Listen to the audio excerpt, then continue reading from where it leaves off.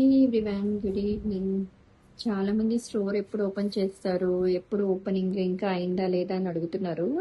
So ఇది మళ్ళీ అంటే ఫస్ట్ ఒకలాగా సెటప్ చేసాము, దీన్ని ఒక 10 టైమ్స్ మోడిఫై చేసి మళ్ళీ సెటప్ చేసేసరికి ఇంత టైం అయిపోయింది. మోస్ట్లీ సాటర్డే నుంచి రన్నింగ్లో ఉంటుంది అనుకుంటున్నాము.